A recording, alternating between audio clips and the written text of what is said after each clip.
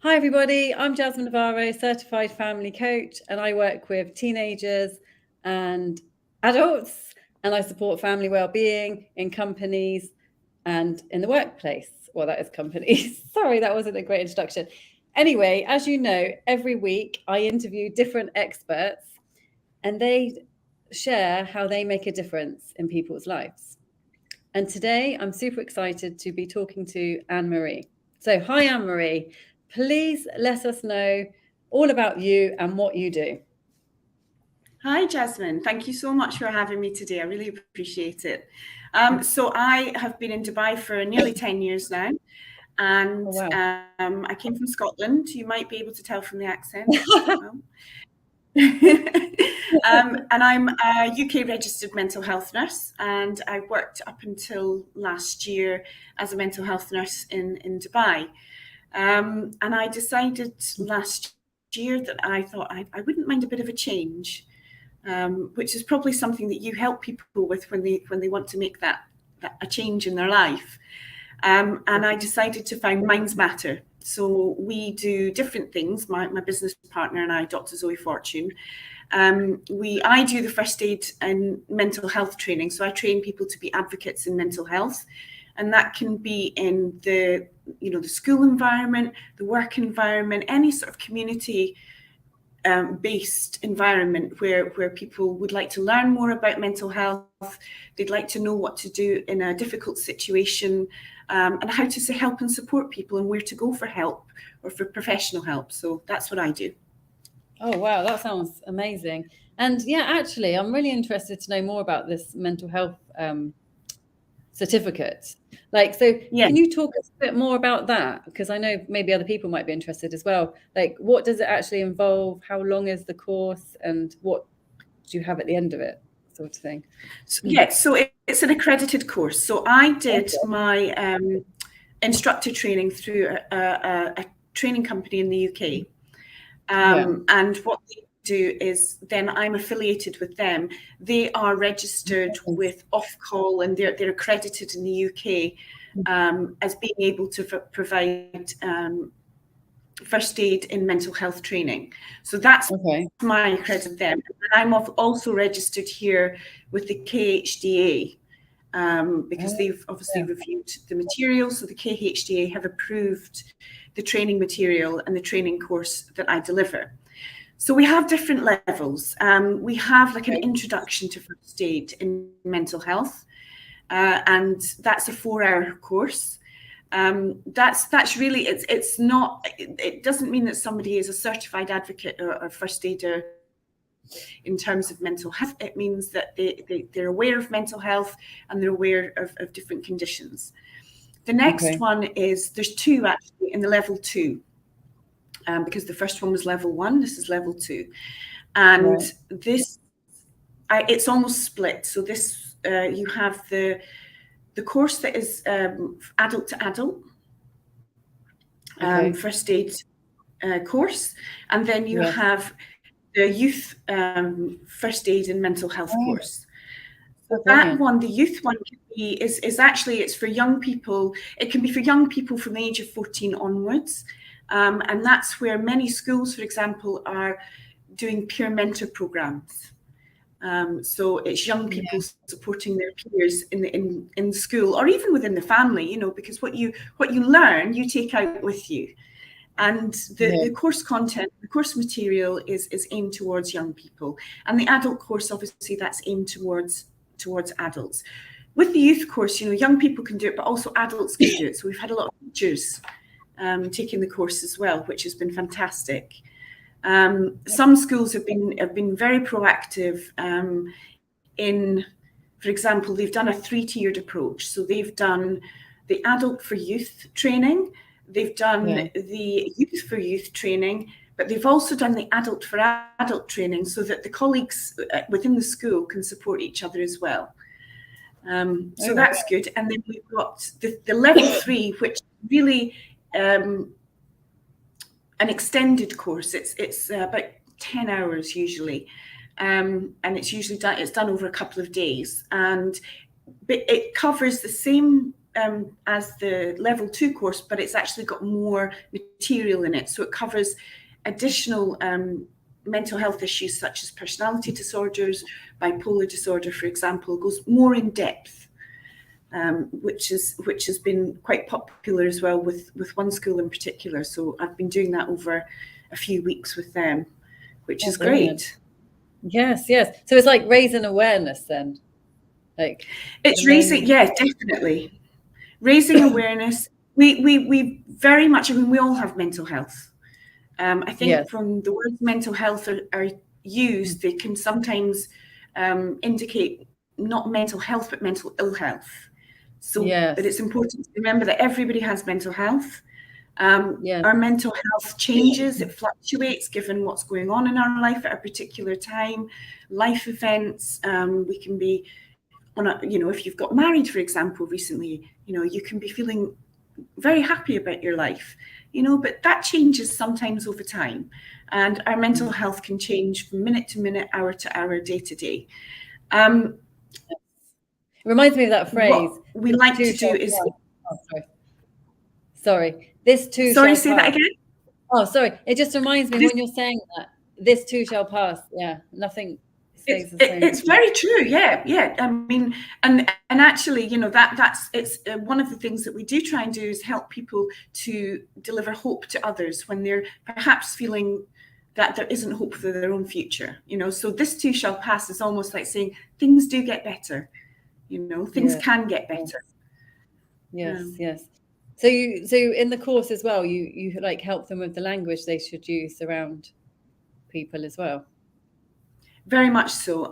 It's about starting supportive conversations and having difficult conversations as well. There are certain subjects that traditionally people don't like to talk about. For example, self-harming behaviours or suicidal thoughts and behaviours. They're really difficult to actually engage with people about. It almost freezes people when they hear those words, self-harm or suicide, because they think, oh my goodness, what do I say here? And one of the biggest, a lot of the feedback I get when we start talking about these topics is, if I talk about this, am I going to make somebody go out and act on it? Actually, the opposite is true. The feedback we have from people who have had self-harming or suicidal thoughts and behaviours is that they feel relief, for a temporary relief, obviously, but they feel relief that somebody has recognised that they're not okay. Oh yeah, I can completely, definitely. And I think, because probably for that moment they feel a connection. They don't feel so alone. Yes.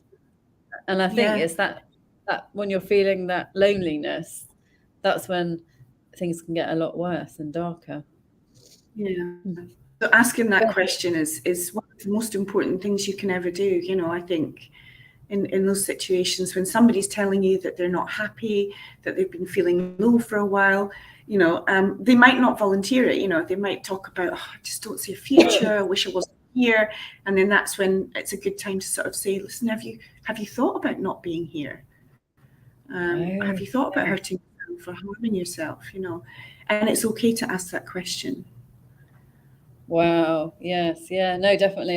It's all about conversations, actually, isn't it? But like you said, the difficult ones that we don't always want to talk about.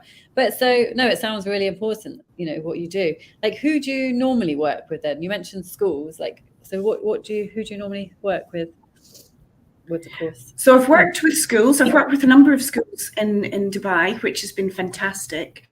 I have to say, I really enjoy working with young people. Sorry to all the adults there, but I feel, I've worked with young people for many years before I actually started going into schools and doing this training. And I find their energy and their enthusiasm, it's quite infectious. I feel like sometimes it's quite difficult to keep to the time frame because they challenge you. You have to think on your feet. You really do have to be on the ball and the openness. It's wonderful. Some people are really good about talking about these things. Sometimes the grown-ups around them aren't so good, and they find it a bit tougher. Definitely. And every time Yeah, carry on. Sorry, I was also going to say we've worked with some legal firms in Dubai. Yes. I've worked with the DLAD, the Dubai Legal Affairs Department as well. So it's really interesting. It's quite a variety of people that have come looking for, some training or some bite size or soundbite sessions, that sort of thing. Well, that sounds really good. And how long do you normally spend with each school or company? Is it just like a one-off thing, or do you normally go back for more trainings? If it's the longer training sessions, we usually break it up over a number of weeks, because it's too much to do in a one-hour. And actually, some of the feedback, sometimes it can be with the sort of level 1, you can do it in half a day. That's fine. 4 hours. Level 2 is it can take sort of around about 5 to 6 hours. Sometimes people want to do it all in one day. Sometimes people want to break it into two separate sessions, which is fine. And I quite enjoy it. I think they retain more information actually sometimes when you break it down. Yeah, exactly. It could be a bit intense maybe. And do you do it like, what's the size number, group size? It really depends on what we're doing. So if so Zoe, my business partner, she has done a lot of work around workplace well-being, about mental health strategies and creating a supportive working environment. Sometimes we've done sort of an organisation has come with a very specific topic in mind. They might want to talk about anxiety or depression. Some organisations want to talk about eating disorders. We'll make a bite-sized session. For the training itself, again, that we try and keep the numbers as low as possible, basically just so that people get more out of it. But we can be flexible as well sometimes, So you have the training, the mental health first aid, but then you also provide other trainings.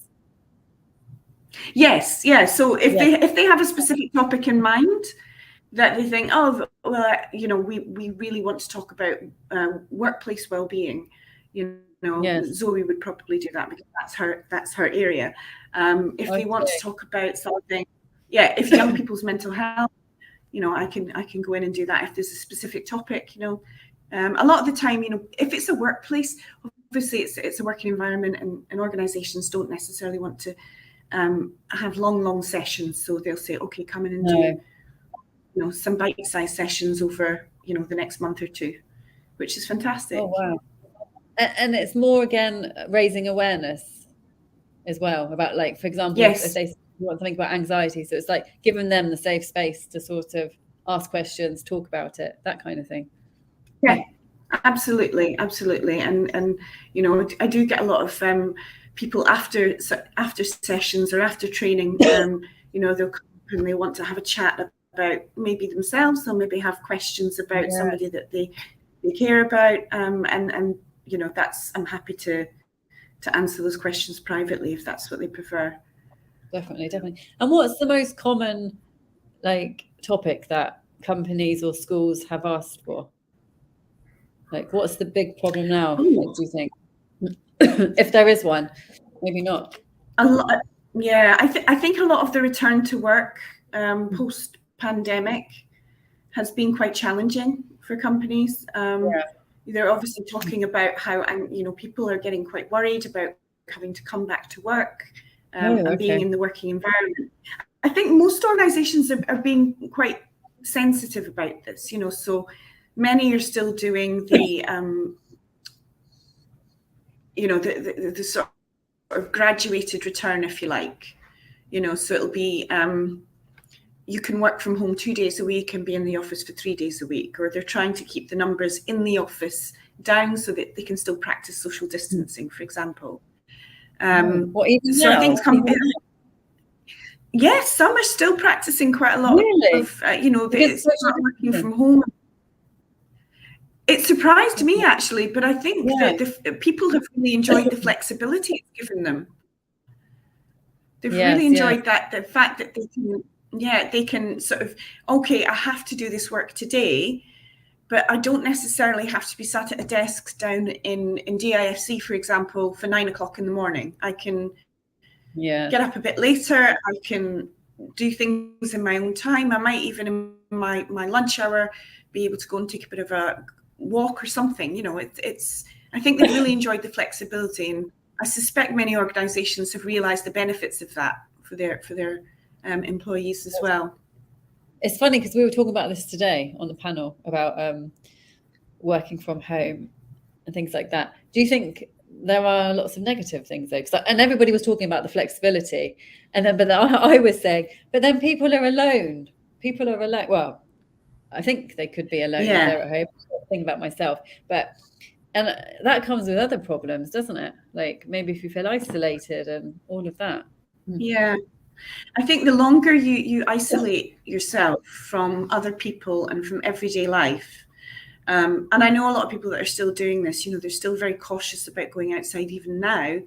And it's very much like, oh, I'm not going to go to the supermarket, I'll Instashop. Wow. If that continues over a period of time, it's going to be more and more difficult to leave the house or to leave that bubble that you're in, isn't it? Can you imagine? Exactly. I mean, I found it really difficult. I was actually, even recently, you know, we were driving downtown somewhere, and I'm thinking, I feel like I'm seeing Dubai again for the first time. Yes. Exactly. I felt like that the other day because I was somewhere. I don't know. There was lots of people, and I thought, this is new. This is new because it's like now everything it feels like it's gone back to normal here. But you think those 2 years where we weren't really outside, like it's like, did they happen? But it's like we're acting like they didn't happen, but they did. I don't know. It's just weird. It's like a bizarre thing, isn't it? It's like the last 2 years, what's happened? I can't really put it into words. Strange. It's really strange because there's almost this unseen mark that has been left on us, isn't there?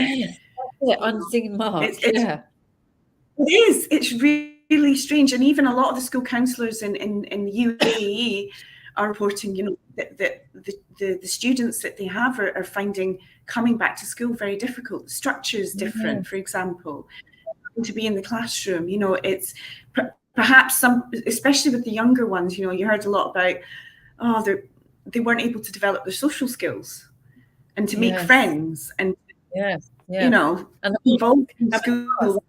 They're kind of I don't know about you, but I worked with some teenagers who were terrified of taking off the mask. You know, when it was announced that we don't have to wear masks, no masks in school anymore. Some students didn't take the masks off. I don't know if they have now, but a lot of them didn't because they just couldn't. They didn't feel comfortable. Yeah, they really. It's funny, isn't it? Because the first time I went out into a mall without a mask, I felt like I was doing something really wrong. Yes. I know exactly what you mean. Yeah. So how important do you think this training is? And I know it's your training and everything and you do it, but how important do you think it is for everybody to do? Like, do you think everybody should do this training? Is it the answer? I know that's a huge question. I would love as many. Yeah, well, I kind of think of it like, so many people now, even I think a lot of the schools even, they do the physical first aid thing, don't they? So people will know what to do. Yeah, I did that. Cuts themselves, scalds themselves, and or hurts themselves in some way, or if they fall ill. Most people know what to do in terms of first aid or CPR. And at the very least, most people will know if they don't know what to do and they think, oh my goodness, this person's in danger, they'll call an ambulance. So I always say this is because when you talk about mental health advocates or training to be a mental health advocate, you know, people actually get a bit nervous because they think, oh, am I going to be almost like a counsellor? And so I very much explain to them, your role is not as a counsellor, okay? So you're there at the point of need. Okay, so it's okay. See that? Yeah, that makes it. Yeah. So when you compare it to the physical first aid, it kind of really makes sense. So So it's a case of, preserving life. Yeah. So if you think somebody's going to hurt themselves or somebody else, you're giving them that initial support, that initial comfort, hopefully stopping things getting worse by signposting to the right services, the right professional help. Okay, brilliant. So that could be, referring somebody to a counsellor or a therapist or a psychologist or psychiatrist. It could be taking somebody to hospital if they feel that they can't keep themselves safe, or if you feel you can't keep them safe as well. There are actually, just for information while we're on, there are actually 2 hospitals in Dubai that I say to people, if in a mental health crisis or an emergency, go to Al Amal Hospital if you're 18 or over, and Al Jalila Children's Hospital if you're under 18. And that's the place to go. They're the place to go in an emergency situation. Okay. Right. So I noticed a quick question. Yeah. Let me read John's question. Yes. Hi, John. So in the training, do you work on signposting? Do you advise on accessing services? Do you think the organisations who have the highest risk, individual maids, construction workers, security, can access this? Do you get requests from these types of organisations, or is it mainly organisations who have better pay or a more westernised approach westernised way of approaching things? Thank you so much, John. Right, that was a huge question there. Great question. Yeah. It's a really good question, actually. To answer the first 2, I can answer them fairly easily. Yes, we do signposting. Now, we don't have a joined up network of organisations in the UAE. What you probably have noticed yourself is you get to know people, you get to know services, and you get to know the ones that do a good job and that you trust, and you'll tend to refer people to that. Is that how you do things with your clients, do you think? Me? Jasmine, sorry, I'm asking you. Oh, sorry. Yeah, sorry. Oh, sorry. I was thinking, what, referrals? Yes, no, definitely. Yes, exactly. Yeah. Of course. It's based on trusting, building relationships. Building relationships. And that's kind of we do operate in the UAE. So I would, I've got a sort of cluster of people and services that I will refer to, and I put that into the training. So I obviously advise on accessing services, and that's part of it as well. I think the most interesting thing that John's asked here is about, do you think the organisations who have the highest risk individuals can access this?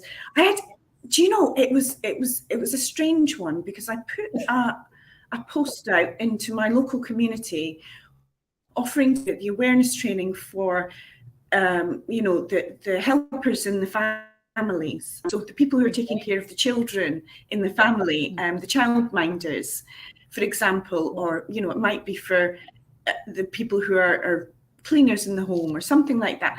And I didn't get much of an uptake, and I found it really interesting, because I thought it's a bit of a shame, because the value isn't placed for the the people who work in the home. The value by employers is not necessarily placed on the employees who work in their home. So it was a shame.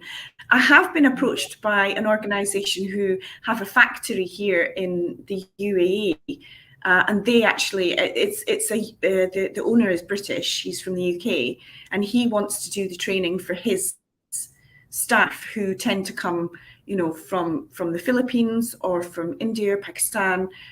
So he's actually asked me to provide some sort of training, and because it's all men, can you do some sort of men's mental health talk? So I thought, right, that's great. Brilliant. So we can talk. That's brilliant.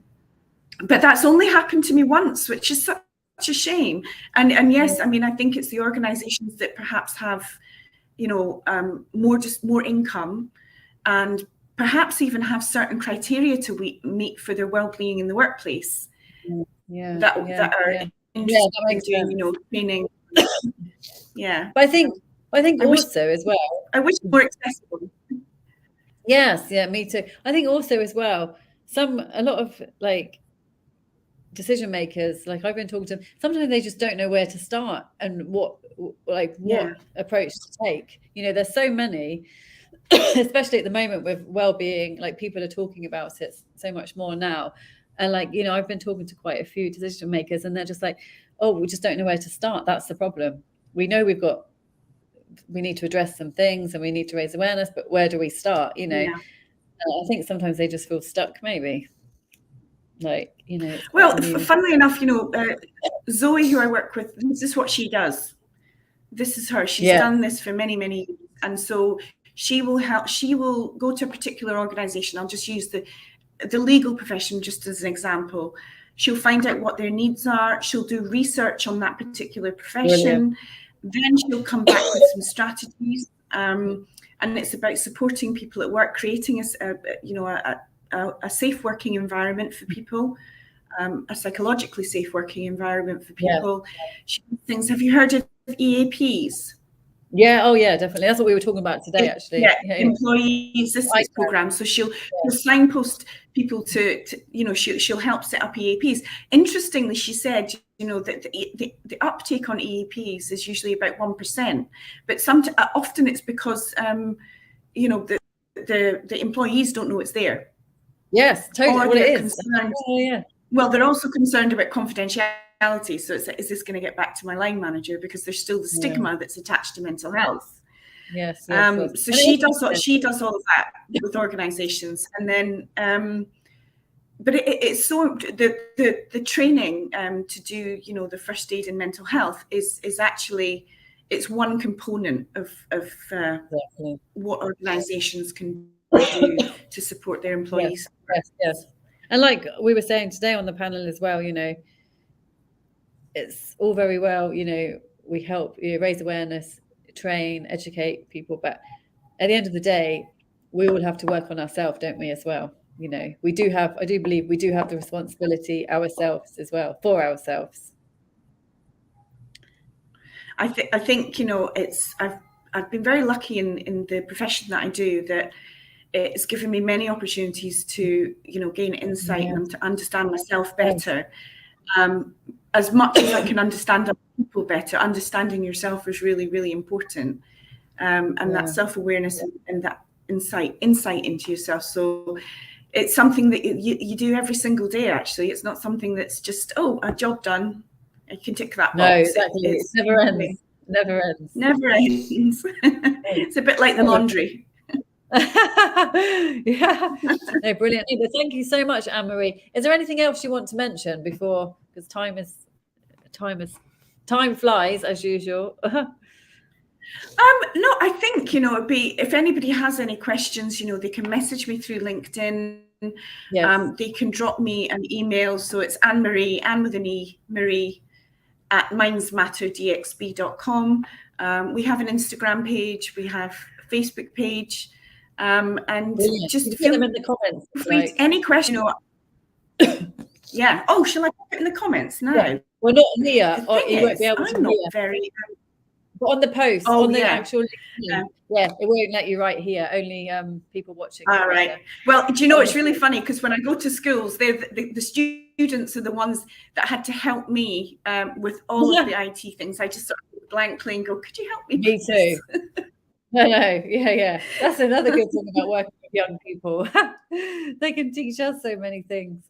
But yes, John, that was a super long question. But thank you so much for your question, John, because it was a great question. But yes, if anybody else has any questions, comments, please, you can message in the comments or message Anne-Marie directly or me. That's absolutely fine. But but thank you so much, Anne-Marie. It's really cleared things up for me as well about mental health first aid, because I wasn't sure exactly what it was, but you've made it, I can understand it much more now. Is there anything I was just going to say, it's about being clear about the role and not being overwhelmed by the thought of doing, you know, to be an advocate for mental health, not feeling overwhelmed about that, you know, and looking after your own mental health as well. Definitely. No, you're right. And any takeaway, a tip to take away before we go? So my favorite is it's on my logo. I actually pinched it from an ex-colleague. He used to say this a lot, and I always thought it was quite good. It's no health without mental health. I love that one. Yeah, simple but powerful. No health without mental health. Yeah, it's true. Well, thank you so much, Anne-Marie. And thank you everybody for watching. Thank you so much, John. And I'll be in touch with you, John, soon as well. And I will see everybody next week. Thanks so much, Anne-Marie. Thank you. Thanks for having me. Thank you.